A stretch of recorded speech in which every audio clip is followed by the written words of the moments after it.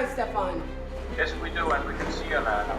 Okay, let me just check the volume on my computer, please. Carlene Anderson, a third grade teacher here at School 12 in Patterson, is taking her students on a virtual field trip around the world in less than 7 hours. In English, Mr. Nielsen, we spell cat. There's a C-A-T. So there's Carlene and her students are sharing a vocabulary lesson with a classroom in Denmark. This is all part of the Digital Citizenship project. Digital citizenship basically means bringing the world into the classroom, and we use technology to do that as a mode of sending and receiving messages about our culture, our customs, traditions, our beliefs, etc. Carlene's students and their friends from Denmark took turns performing Rudolph the Red-Nosed Reindeer. Mr. Nielsen played guitar for both classes.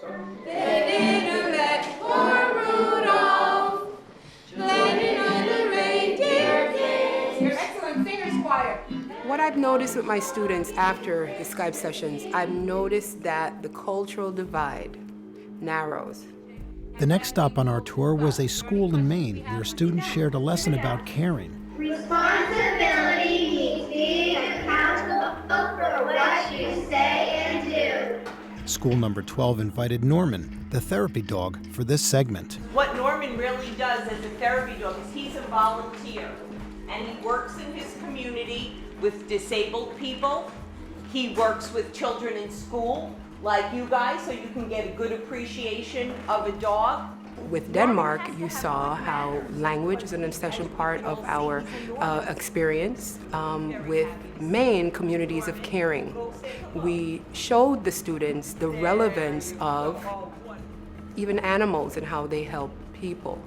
I know in Jamaica, where I was born, we eat a lot of callaloo. And even in New Jersey, where I now live, we eat a lot of callaloo. So we kind of take our culture with us, boys and girls, when we move, don't we? Yes.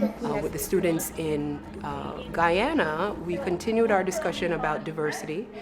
We were discussing people groups and how the foods that they bring to the New World or brought to the New World influence our culture to the point where it's hard for us to separate where the East Indian culture ends and where our love for curry chicken begins. As budgets and staff continue to shrink, teachers are using technology in more creative ways. For this project, Carlene teamed up with William Patterson University to develop these dynamic lessons.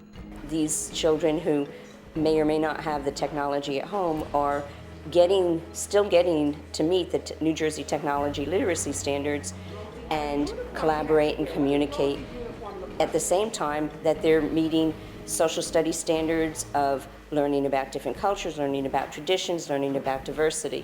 We are third graders from a school in Hawaii called Kamehameha Schools.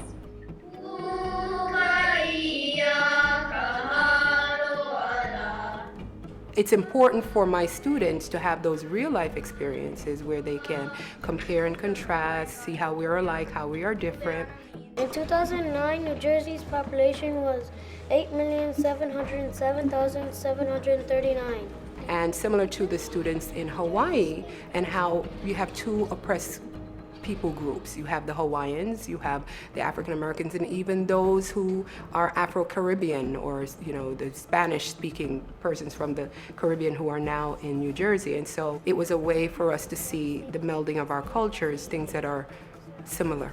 The thing that I like about Skyping is we meet the world and we learn things about other states or countries. I learned from my friends in Denmark that they have different letters than ours, and that they have different words and they pronounce it differently. I'm a student who graduated from school number 12, and my experience here was a bit traumatic, if I can say that. And so discrimination, I experienced it firsthand here. And so one of the reasons why I came back, I wanted to empower my students with what I didn't have while I was here. I didn't have a voice. I want to preserve my culture so somebody can say, oh, tell me more about where you're from.